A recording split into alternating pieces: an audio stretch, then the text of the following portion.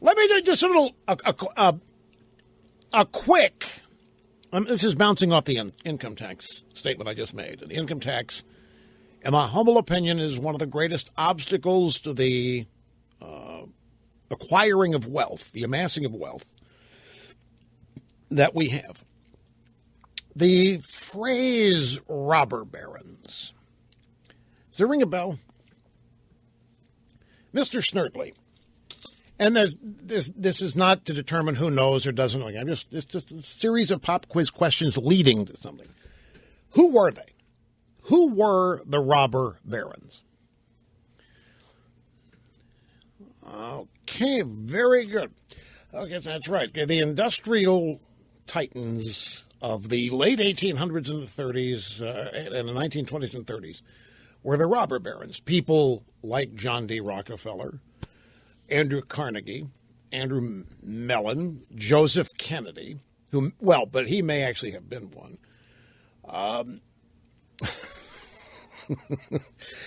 And, of course, John Pierpont Morgan. J.P. Morgan, he wasn't an industrialist. J.P. Morgan at one time had more money than the United States Treasury. At one point, the United States Treasury actually borrowed money from John Pierpont Morgan. One of the best, if you want to read a quick, relatively quick, one of the greatest stories about J.P. Morgan, without having to read a book, is a cover story on the guy done by Cigar Aficionado about 10 years ago, I think. It's one of the greatest pieces on John Pierpont Morgan ever. The man loved debt. Everybody was indebted to him. He lent money like crazy. He wasn't worried about people not paying it back because the vast majority of people always do. And if they don't, you got goons to go get what they owe you. But he amassed so much money. At one point, the federal government had to borrow some from him. Now, this is back in the 1800s. Now, the robber barons traditionally are taught about as a bunch of mean, selfish, rich people who, when you ask people how the robber barons get their money, they're regarded as thieves. Yes, they are. Robber barons? What do you mean they're not regarded as thieves? Robber baron. That means, so who did they steal their money from?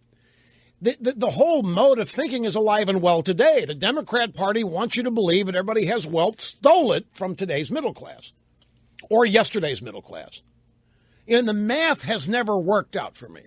The idea that the poor used to be rich, but the rich stole the money from them. I bet the poor don't even remember the days they were rich.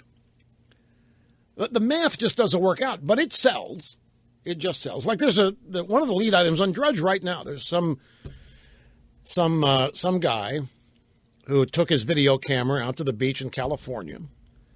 One of these man-on-the-street things, like Jay Leno used to do. I mean, any number of people do them. And they started talking to Hillary Clinton supporters and telling them all that Hillary Clinton was an avid supporter of Sharia law. And they all said, oh, that's great, so am I. Love Sharia law. It's clear they don't even know what it is. So it's just another way of illustrating how, I don't think stupid, just how ignorant so many people are. But the whole term robber baron is designed to denigrate that group of people. But look at what they did. Why is there Rockefeller Center, for example? You know what Rockefeller Center is and what it consists of? It's massive.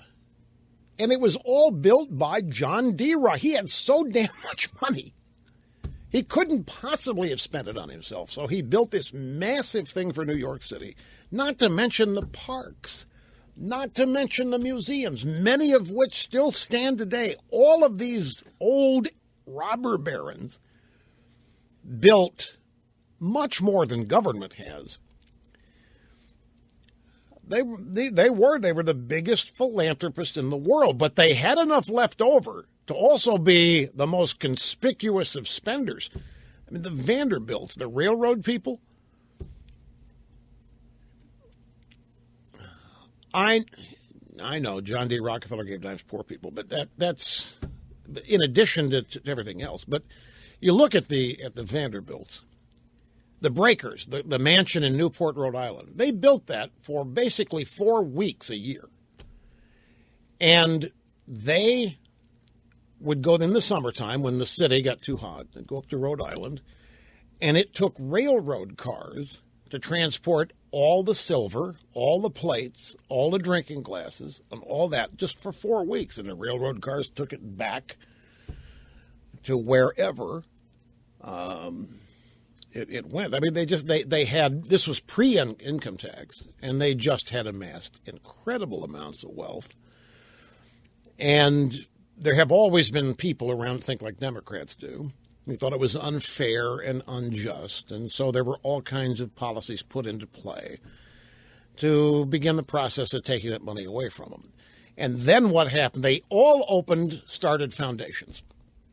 The Fords, the Rockefellers, the Carnegies, the Mellons, foundation after foundation. And slowly and surely, the left took over all of them. And all of these people, if there was a politics of the day, they would have all been vastly more conservative, especially the way they live their lives, than liberal. But the left saw these foundations, and they just gradually, as the founders died, and as the progeny became worthless, which always happens. I mean, at some point, third or fourth generation, it's just a bunch of worthless duds, and left to their own devices, they'll lose everything.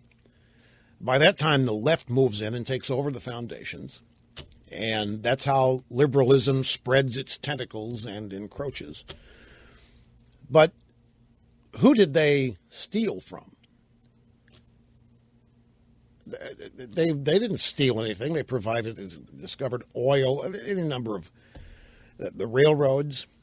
They were all said to be people exploited people and used them and were mean, and their achievements are always impugned and glossed over. And now we've reached the point where people like Barack Obama, who couldn't do 0.1% what any of the truly great in this country have done, are considered to be as such because they've found a way to get their hands on the United States Treasury and treat the money as their own.